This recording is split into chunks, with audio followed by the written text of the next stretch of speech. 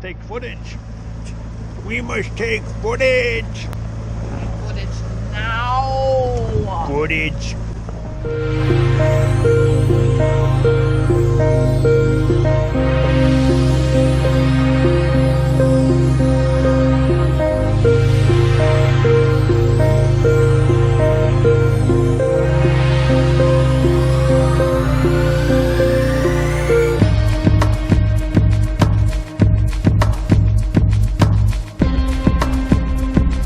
Welcome back to Sail On. In this episode, we sailed 90 miles from Newport to Astoria. We did not get footage as we left Newport before sunrise. It was a dark, foggy, and wet departure. Joining us on this trip are Jeff on the left and Wallace on the right. Jeff, his wife Daniela, and Wallace jointly own a Cascade 27. We met them through our channel when we sailed our previous boat, Cabernet. For about half a day, we sailed and motor sailed in fog, sometimes heavy, and listened to the carnage of small fishing boats lost in the fog. Coast Guard, Sector North Bend has sent you a text message via cell phone, over. Sector North Bend? Yeah. Wow. It's a long ways away. Yeah, it's funny. I'm not sure why they do that. But Right. I think when we were out here having problems and we were sailing back, we had some Captain of the contact Coast with Guard, you also that. need to accept the message for Sector to know where your position is, over. On the phone with another guy right now that's supposed to be trying to come and help me. Roger, Captain Brake, Black Hughes Craft, Coast Guard, requesting to know if you have an ETA to the Blue Thunderjet, over. Soon we were motor sailing again. Welcome to the Oregon coast.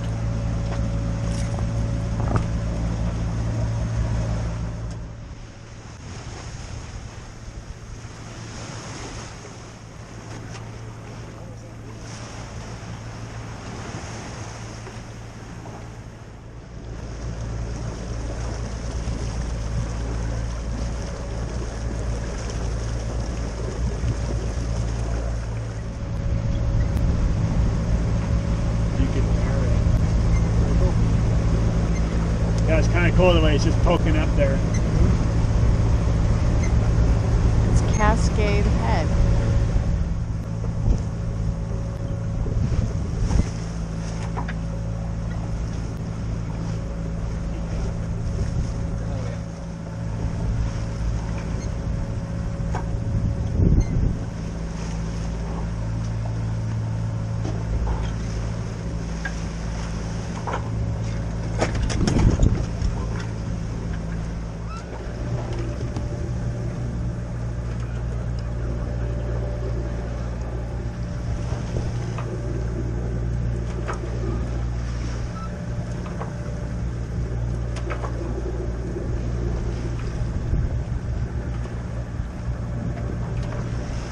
Isn't that funny how they do that? That's just a massive. Oh, that's elegant. Yeah, don't dive in.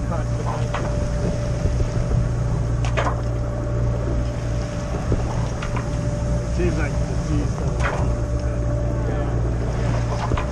This is the kind of seas we've had coming back. The swell forecast was generally small for this trip, 5 feet or so at 8 seconds. But during this trip, we could feel the interaction of different swells that came and went. Dreamcatcher would have one type of motion for hours. Then suddenly, some second swell would arrive, and our motion would change, sometimes bumpier, sometimes smoother. This would last for maybe 30 minutes or maybe an hour or two. I'd never experienced this before. As a surfer, I probably just saw these changes as sets or larger waves. And as a boater, I probably just had not been on a long enough trip to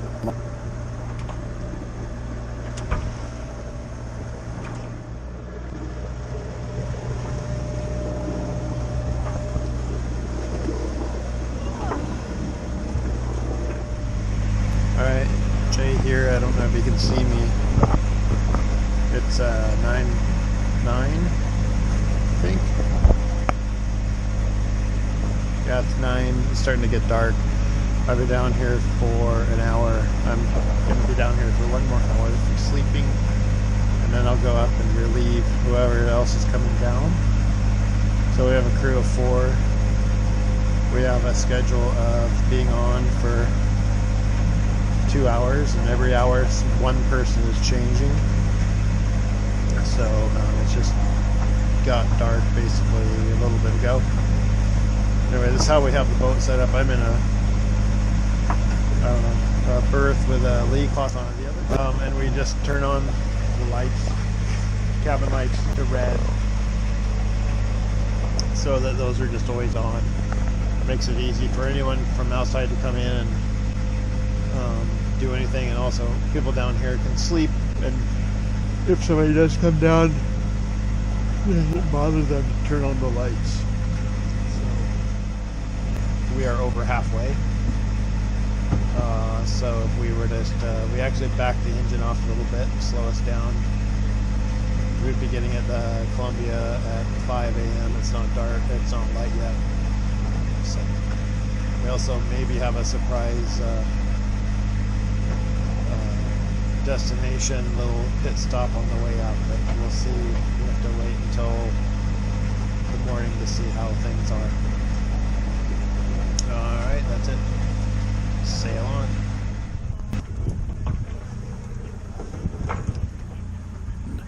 Daybreak came early with the light dancing off the water. This trip was the first time the skies cleared for us on an overnight passage. Sailing north at night, we were headed straight into the largest Big Dipper I'd ever seen. It made navigation easier. And then watching Orion laying flat and rising over Cannon Beach was breathtaking. These are images that we did not capture, but are in our minds forever. That little blip in the radar screen is our surprise destination.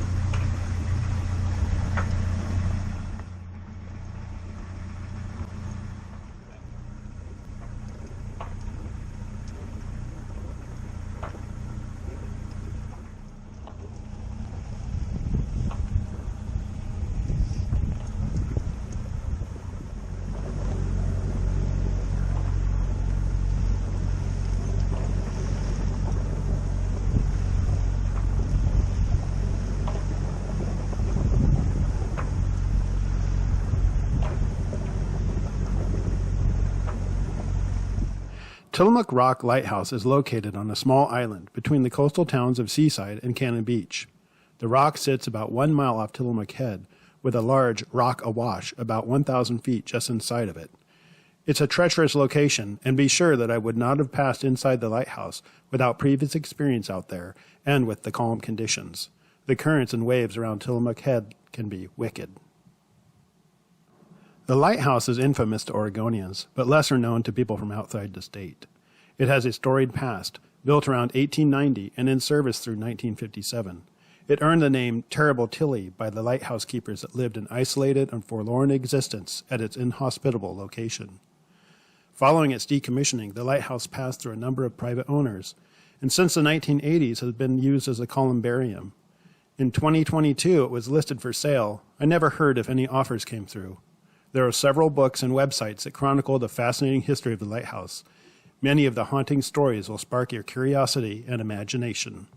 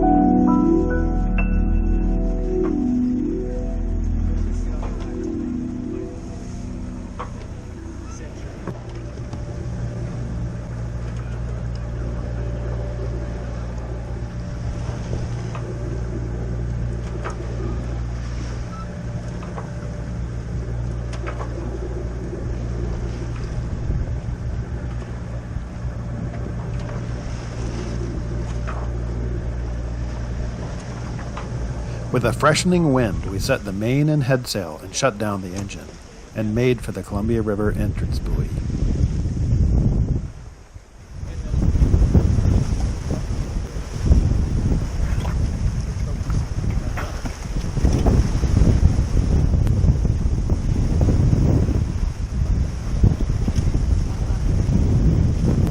Yeah, it's a little lumpy.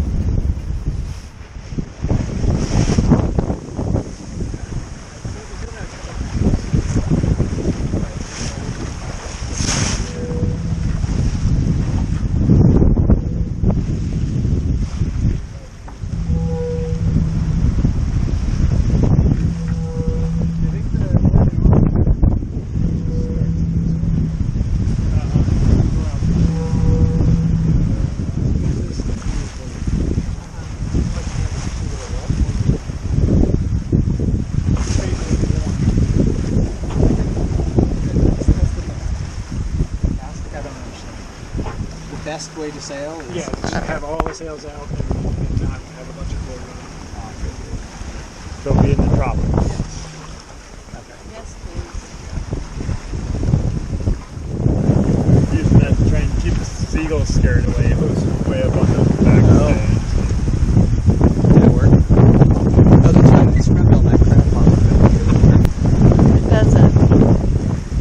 We've tried that. We had an owl when it was on the last red. Because when we bought the boat, the guy had an owl on it. But apparently seagulls don't care about owls. Seagulls are pretty tough. Yes, they are. Shout out to my high school alma mater.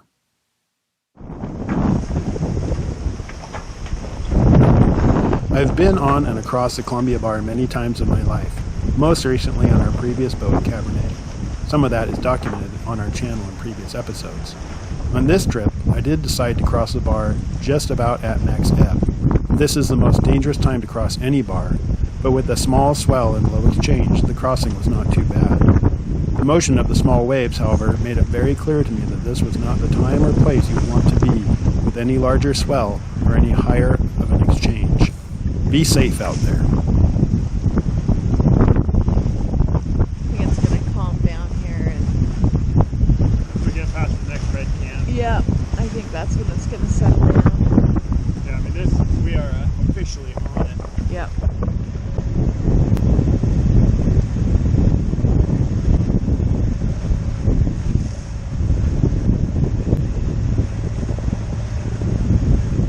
Inside the river and just about to enter the Astoria boat basin, we were hit with a small soaking squall. It made our arrival less than spectacular, but still it had been a great trip for us, a successful one in getting the boat to Astoria. A big thanks go to Jeff and Wallace for making the trip possible with their sailing knowledge, skills, and camaraderie. They were both good to have on the boat. All that remained now was a drive back down the coast to Newport to pick up a car and strip the now empty slip.